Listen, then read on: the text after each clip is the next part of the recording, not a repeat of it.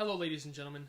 Today I am going to be doing something a little bit different for my channel. I am now crafting a first ever best list. I have a lot of personal issues when it comes to people creating and producing out bests and worst lists when it comes to art, music, or films. Movies are definitely a subjective medium. There's something where anybody can interpret something, where they can put their own personal feelings towards it, and that's fine.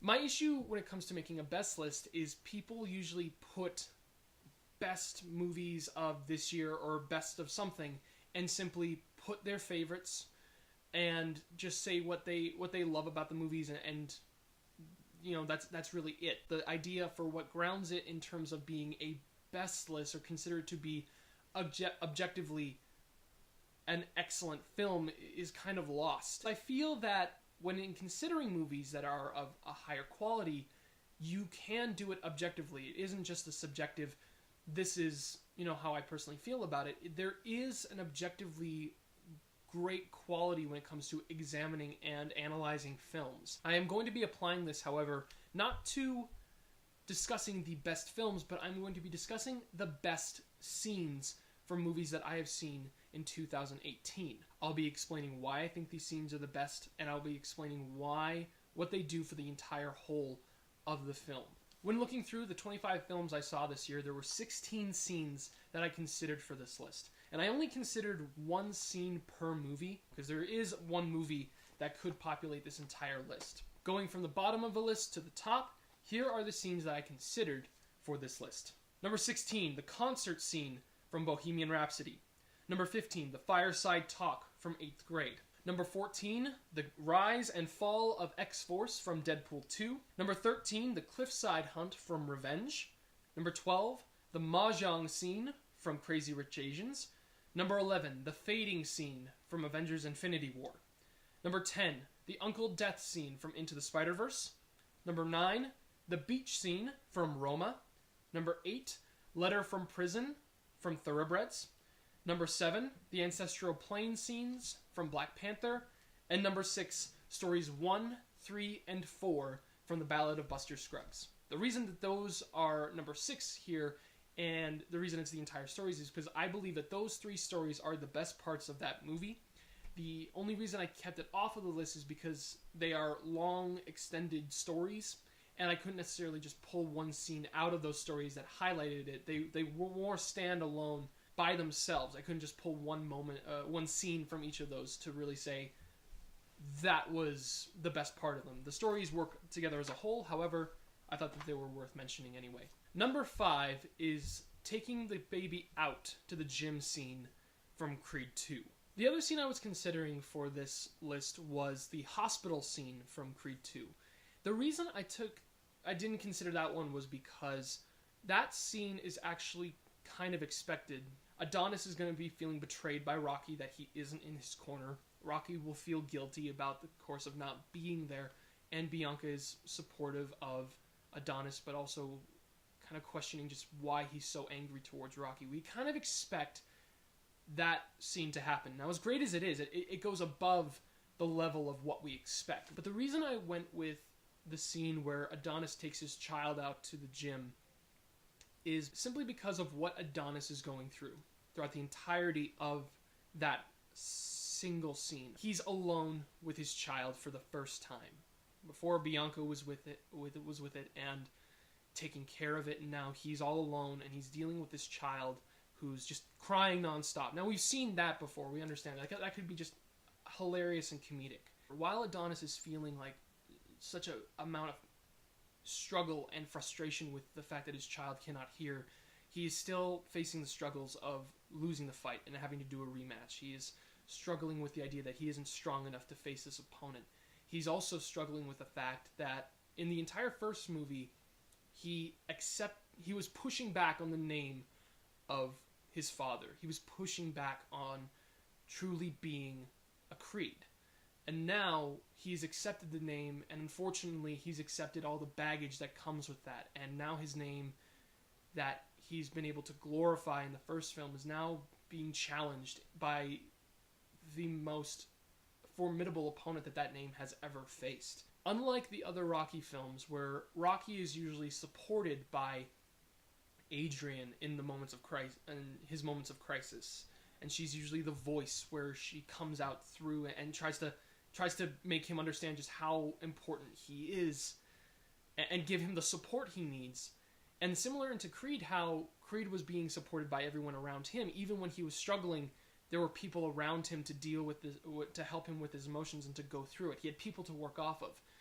In this scene, all he has is his deaf child and a punching bag.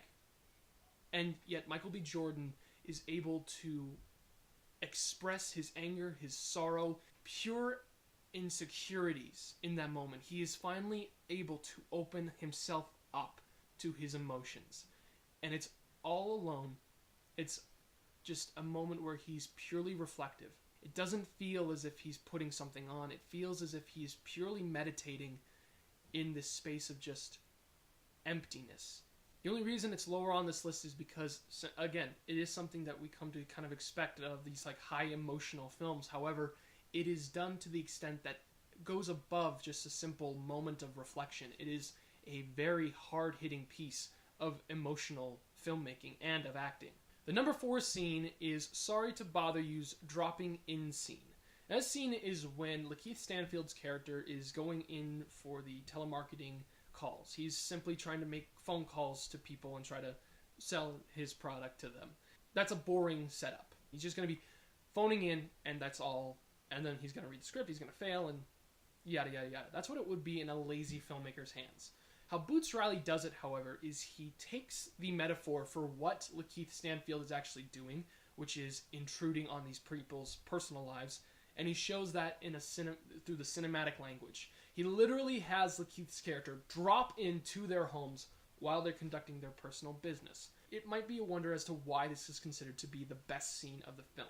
It actually is the most important scene of the movie, because without this scene, we don't understand the choices made throughout. We are a little bit thrown off by the expressiveness of the filmmaking. We don't understand the choices that Boots Riley is making because it's all hyper stylized and hyper exaggerated. And if you understand that concept, the film becomes much more enjoyable, it becomes much more entertaining, and you can follow it a little bit clearer. And without this scene, that is not made clear. There's another moment in this movie that is excellent, when Armie Hammer reveals the true nature of the company to Lakeith Stanfield. However, without this dropping in scene, we don't understand all of the metaphors that are being thrown at us. And without the scene, the core message of this film can be lost on a lot of viewers. The number 3 scene is the bear scene from Annihilation. Annihilation is one of those movies that, similar to Sorry to Bother You, becomes a little bit unclear as to what exactly is possible in this world. First, it starts off as a very slow and somber film, and then it starts to accelerate into this question of what is going on. And that question isn't really answered to us throughout the majority of the opening of the film. We don't know anything about the Shimmer during the first act. We just know it's there and it's a problem and it's expanding and it could encapsulate the entire world. What we learn throughout the film and throughout the journey through the Shimmer is what kind of effects it has. We start to learn that it has an effect on the environment. It starts to have effect on the animals. How a giant crocodile is now super strong and has the jaws and the teeth of a shark. But we don't necessarily understand the full extent of the mutations it's able to create. What's also clear at this moment during this film is our characters and the choices that they have made.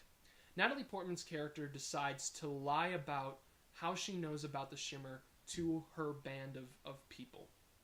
She has lied about her position. She has lied about her husband being a member that survived going into the Shimmer, the only person who survived going into the Shimmer. She has also lied about the fact that when they have seen a video of him, she doesn't know anybody in the video. She is building up that she's lying for the benefit of the group. She thinks it's the best thing to do for them. And leading up to this point, there has been no reason to go against that thought. However, there is a moment where a character distrusts Natalie Portman's character because she feels she is lying about a member of their company who has been killed by a bear. Natalie Portman went alone in the woods to try to find this character, and she saw her, and she was killed. Now, we saw this too, and so we believe Natalie Portman. We know she's telling the truth. But this character does not believe her. There is a moment where everybody goes to sleep, and Natalie Portman's character wakes up, and she is duct taped, and she is bound. And Jennifer Jason Leigh's character is also duct taped and bound, because the other character who doesn't trust Natalie Portman doesn't trust her, because that person that Jennifer Jason Leigh plays is the head of this operation, and now she doesn't trust the people, she doesn't trust her judgment, and now Tessa Thompson is also gagged and bound because she doesn't trust her either. We're stuck in a situation where we understand that what this character is feeling, the person who doesn't trust any member of the company, we understand that they are completely justified in feeling that way. And then there is a scream of the character that was killed earlier, that Natalie Portman said was dead. And now the person is like freaking out, and they run out of the room, and they go to try to help the person, and then they are killed by a bear. The same bear that killed the woman from before. And that bear comes into the room while our protagonists are tied and bound, and it starts walking through the room, and it opens its mouth, and as it opens its mouth, the sound of the woman screaming that the bear killed before comes out. This scene is excellent for a number of different reasons. The major one being the fact that Natalie Portman's character has made choices that she feels are protecting the group and protecting herself have now put her in a position of pure vulnerability. There is nothing she can do to save herself, and it has now put the lives of everyone that she cares about on this mission in jeopardy. And now they have to deal with this giant hulking bear, and we know how strong these creatures are because we've seen the crocodile, and now we are starting to understand what the Shimmer can do with its DNA transference. We didn't understand what the mixing of DNA really meant until now. We understand that these creatures evolve through the blood of when their blood gets in contact with other creatures, and it's insightful in learning about what the Shimmer does and just what it can possibly do when it spreads across the world. The number 2 scene on this list is the introduction to Allie from A Star is Born. A Star is Born is a movie that relies solely on the connection between all of its characters, how every single character feels about one another. And the main relationship that matters in this movie is a relationship between Jackson and Allie. Without that relationship, you don't have a strong movie. And I'm not talking about the scene where she's in the French cafe singing. I'm talking about the moments, the sequences, where Allie's in the bar with Jackson, where they go to the grocery store to ice her hand after she punches the guy in the bar, and where they go to the parking lot to talk. Allie is kind of a mystery to us. We know she's kind of like living this job that she doesn't care about, but we don't know her. We don't know much about her. And similar with Jackson, we kind of don't know much about him either. We know he's drunk, we know he's kind of feeling depressed, but we don't know much about him outside of that. And this scene works to really introduce us to our main protagonist of Allie and how strong she is, just what her mindset is when it comes to being a celebrity. We understand that she's also got kind of a snarky level of humor to her, but we also get a moment, and I think this is the most important moment of the scene, where we just listen to her, and that's in the parking lot. Jackson just sits down and listens to her talk, listens to her sing, and he says, "I think you might be a songwriter." And that sets up that relationship so well.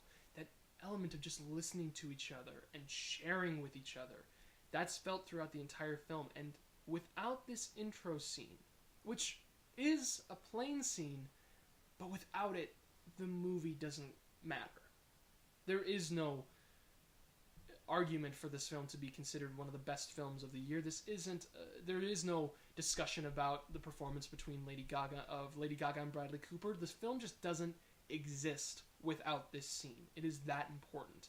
It also leads into another scene that could be considered, which is the scene where Jackson sings the song Shallow, which is a confirmation of his listening to her in the parking lot, but it still had to come from that scene. And now the number one scene of 2018. This comes from the movie Hereditary, and this is where I was talking about before, where one movie could have filled every single spot in this list. Because Hereditary had 6 scenes that were considered for this list. The seance scenes between both Joan and with Annie's family. It also has when Annie asks asks Steve to burn the book. It also has the moment where Annie believes she's sleepwalking. It also has the drive home after the party scene and Annie's scene where she is reacting to the death of her daughter. But the one scene in particular that puts this movie over the edge above every other scene from this last year is the dinner table scene. What makes it so brilliant is the build-up that we have had with every single character. Every single character is in the right position, both emotionally and mentally, to take on this scene.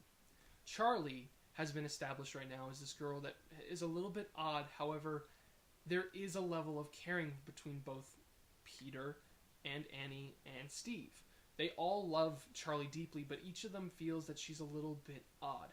Peter feels guilty at this moment because he feels responsible for Charlie's death.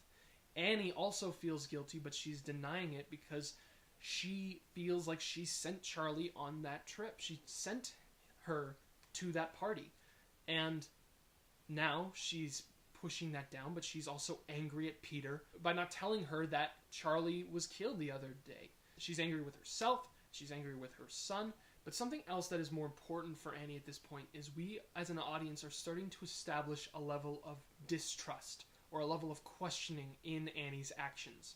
We've finally started to see that Annie's creations of the miniatures are actually reflections of her own mindset. And those miniature buildings, she's recapturing elements from her own life, and she seems to be dealing with those moments. However, she has stepped over the line just the scene prior by actually creating a detailed reconstruction of the crash site with Charlie's head taken off on the street. And she's putting the actual detail of the blood down on the street. And she's rationalizing it to herself. And Steve has seen that. Now we also know Steve's position on Annie's mind state. He's getting really fed up with this, and he's also concerned about Peter. Every single character at this point has now had the right level of trust established in Steve, understanding that he's a pillar, but he's also kind of silent, and he doesn't like to usually get involved in the high level of emotional arguing that Annie will get into. Annie has just gotten the right level of emotional trying to open up and feeling like she's can't open up because she's had a scene with Joan already, establishing that she feels that Peter is just complaining like irrationally, and she has a level of frustration towards Peter already. And Peter is also very cautious of his mother and trying to navigate the situation properly and wants her to open up, but he is also very angry with her for allowing him to feel guilty about this when he knows that, or where he feels it's her fault. And when the dinner scene happens, every single character erupts in their own natural way. Toni Collette explodes on Peter when he gets really emotional and tells her to just release him from the feeling of pain that he's having, and she explodes, telling him not to curse her and remember that she is his mother, and that she wishes she could take the pain away from him, but she knows that he cannot accept the responsibility, and she says she cannot forgive him for that. And Steve is just staring at her with the most frustration and anger and rage at her for even saying this, but an understanding at the same time. Every single element of character is shown to us on the camera, and we understand it through Ari Aster's direction, through the performances of the actor. And this is one of those moments where every single reaction feels natural, especially Peter's final line to Annie. It is a powerful scene. It is a scene that establishes the characters going on throughout the rest of the film. And it is the best scene of 2018. Thank you, ladies and gentlemen, so much for hearing my thoughts on the best scenes of 2018. Stay tuned for my list on the best moments from films of 2018, which will be coming out soon. I will also be making a video about the best films of 2018 very soon as well. Thank you all so much for watching this video. Like, subscribe, all that fun stuff, and of course share with your friends. And as always, take care.